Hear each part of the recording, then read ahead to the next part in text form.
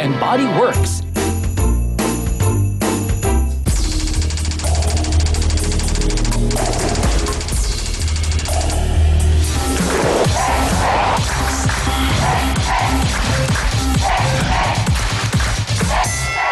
Nagiinit na usapan, umaatikabong mga yan.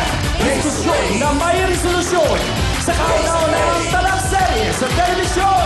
Face to face now with Miss Abby Perez. Hi mga sawsawero at sawsawera! Handa na po ba tayo sa talakan?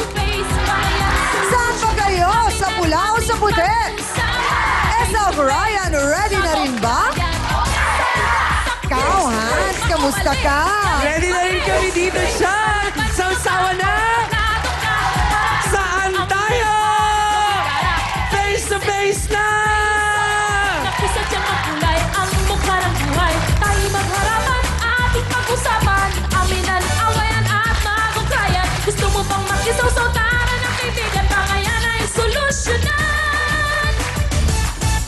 Face to face. Sinong sisimango? Face to face. Sinong ngingiti? Face to face. Ang mga problema?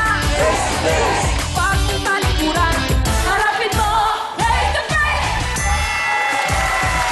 Magandang umaga po mga kapatid. Aba, tapos na ang Pasko pero ramdam na ramdam pa rin po natin ang lamig. Kaya naman, kami na po ang bahalang magpainit sa inyong umaga dahil siguradong marami na naman po makaka-relate sa ating issue ngayong araw na ito. At para naman po sa mga kasawsawa natin na walang sawa pong nakikisawsaw sa atin sa pamamagitan ng pagbigay ng comments po nila sa ating Facebook account tulad na lamang po nitong si Mr. Joselito Melendez. Sabi niya, magandang umaga po, Chang Ami. Dito po ako sa Saudi Arabia. Uy, hello naman kuya. Araw-araw ko pong pinapanood ang inyong programa at tanging libangan ko na lang dito.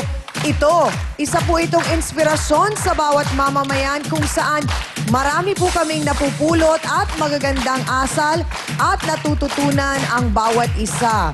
Hiling ko po, sana'y tumagal ang inyong programa at more power po sa inyong lahat. Maraming salamat. At eto naman, galing po kay Joe Ines Velasco. Sabi niya, hello sa mga kababayan natin dyan, lalo na sa face-to-face. Super po talaga ang serye nyo.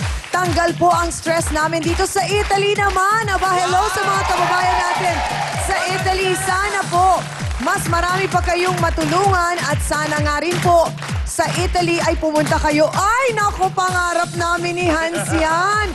Hindi pa kami nakakarating dyan, kaya nananawagan kami sa mga boss namin sa TV5. Okay lang po na pumunta kami ng Italy at ayusin ang mga problema ng mga kababayan natin doon. Okay lang po yan sa amin. O, diba? Regards daw, lalo na sa kanyang mahal na trio tagabayo. God bless po. Maraming salamat mga kapatid sa mga komento po ninyo. At syempre, ako pa rin po ang inyong Chang Ami na laging nagsasabing, kung may problema ka, harapin mo, pag-usapan natin yan. Face to face! At para kumpleto na ang buong araw natin, naku, ano kaya ang pinakamagandang regalong natanggap niya nung Pasko? Oy, may love life ka na, Hans? Wala pa rin siyang, pero Suso ka, Huwag magmaang-maangan? kang mag-alala. Alam kung regalo at regalo lang ang pag-uusapan. Pakiramdam ko nga, nag-uumapaw ang blessings para sa akin nitong nakaraang, itong taong patapos na to. Kasi ba naman, kasama kita, kasama ko ang mga sawsawero at sawsawera. Abay, kasama pa rin natin pala ang trio tagapayo. Hindi ba? Hindi ba naman blessing yan? Ako kaya pag nagkataong nag-remote telecast tayo sa Italy, naku siguradong dudumugin tayo ng ating mga kababayan doon. Buonasera sa inyong lahat dyan sa Italy. At eto na, panahon na para makilala nyo ang ating trio tagapayo. Simulan ko na po sa isa sa pinakakilalang babae ngayon dito sa Pilipinas. Abay, kaliwat kanan natin siyang napapanood sa TV, nababasa sa dyaryo, at kung saan-saan pa. Siya lang naman po kasi ang Chief Public Attorney ng Republic of the Philippines. Wala pong iba kundi si Chief Public Attorney Persida Rueda Acosta. Ang ikalawa naman nating tagapayo, naku, kung hindi ako nagkakamali, ito matata sa Italian, sa Latin, at kung ano-ano pang ibang mga salita.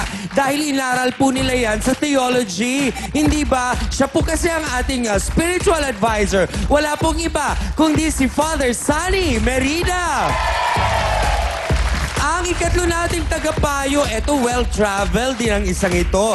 Kasi syempre, dala ng kanyang trabaho, hindi lang po niya iniikot ang iba't ibang parte ng Pilipinas. Nagpupunta rin po ito sa iba't ibang bansa para ipagpatuloy ang kanyang pagkadalubhasa. Ang atin pong resident psychologist and family counselor, Dr. Camille Garcia. Ang tatlong tagapayo, kumpleto na. Nandiyan na rin si Siang Ami. Ang inaantay na lang natin ay ang ating mga bisita na susubukan nating ayusin ang problema ngayong umagang ito. Tama, Hans. At ang sabi, nako, anuman daw ang mangyari, akin ka lang. Yan po ang hiyaw ng isang lalaking ipaglalaban ang kanyang mahal. Ito po ang ating face-to-face issue of the day. Magkumpare! Nag-aagawan sa iisang babae? Pagkakasulot niya sa akin doon sa asawa ko, pag kami nagiinuman doon sa bahay, nakikita niya yun eh, nahuli. Nakapatong daw eh.